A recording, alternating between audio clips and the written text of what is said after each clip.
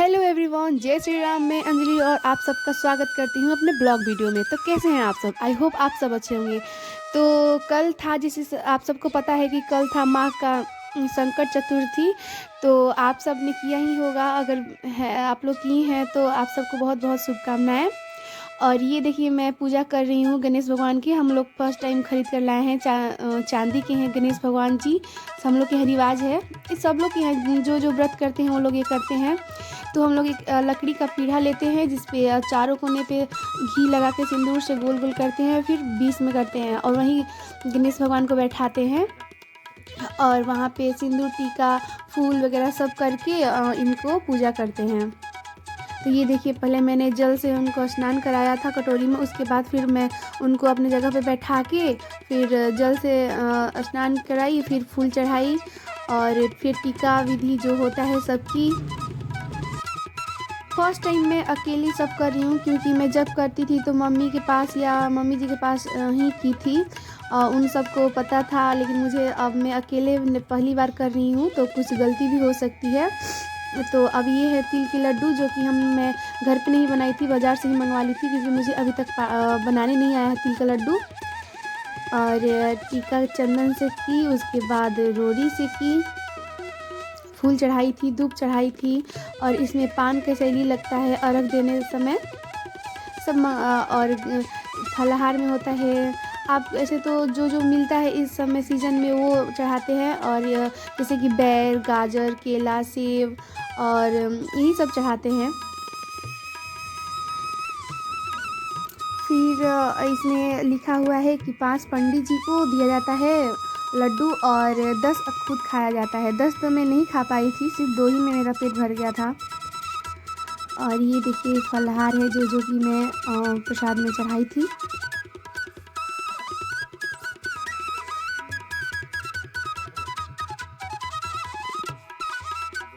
जब खरीद कर आया था तो ही मैं उसको धो के रख दी थी। ये मैं सोचिएगा कि बिना धोए भगवान को चढ़ाई हूँ, मैंने धो रखा था पहले ही।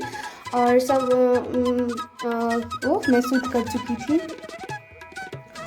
तो फिर मैं सोचा कि वहाँ पे रख दूँ, फिर कही कि नहीं, यहाँ पे अच्छा नहीं लग रहा, और सब नीचे ही रख दी, क्योंकि यहाँ पे है तो भगवान के लिए ही है, सब भगवान के लिए ही है।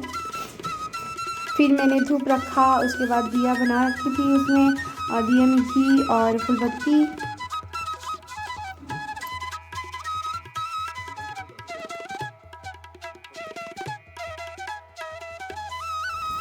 तो अब मैं पूजा करना स्टार्ट करूँगी। दिया भी जल गया है और मैं अब गणेश भगवान को दिखाऊंगी दिया।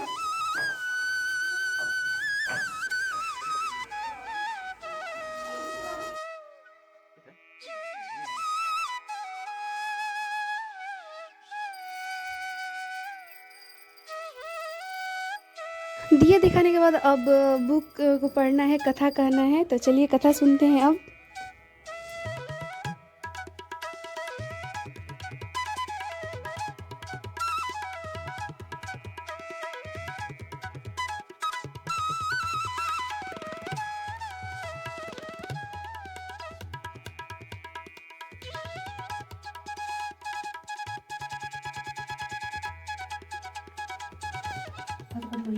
भगवान की जय, शंकर पार्वती जी की जय, हनुमान जी की जय, माँ दुर्गा की जय।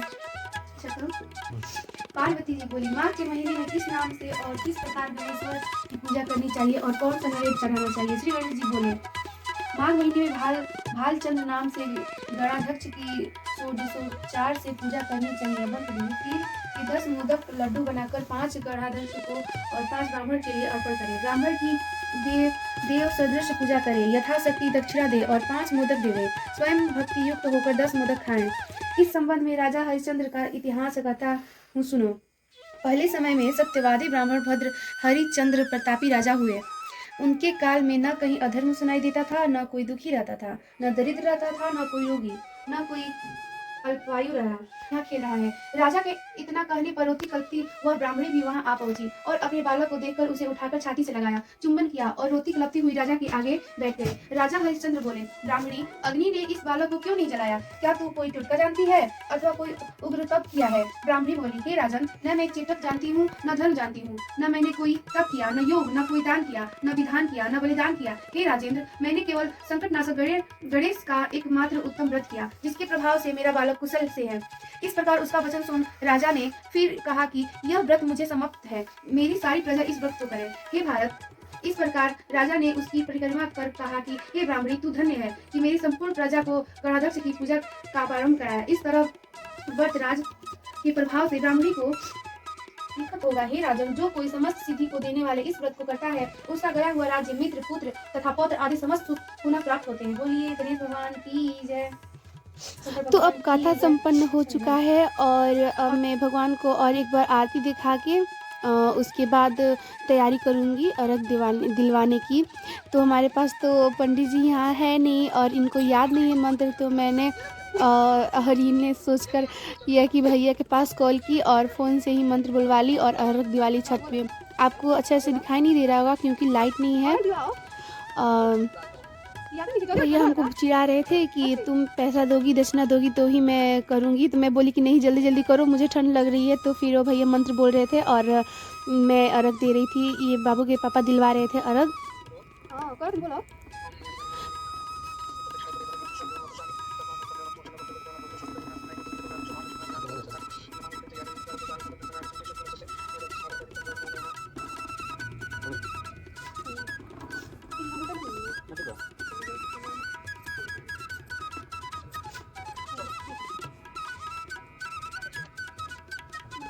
तो मैं अर्घ भी दे ली। पहले हम लोग ने सोचा कि भाई कहाँ से अर्घ दिलवाएगा, किसे अर्घ दिलवाया जाएगा, मंत्र कौन बोलेगा। तो ये बोले कि बाबा से बोल लेते हैं, लिखवा लेते हैं। और ये इतनी बड़ी बड़ी संस्कृत थी, हम लोग को वर्ड लिखने भी नहीं आ रहा था। तो हम लोग ने रिकॉर्डिंग किया, फिर सोचा कि चलो रिकॉर्डिंग किया, पहले भैया से ही करवा लेते हैं। तो अब मैं पूजा भी संपन्न हो चुका है, तो अब मैं आरती यहाँ पे करूँगी गणेश भगवान की।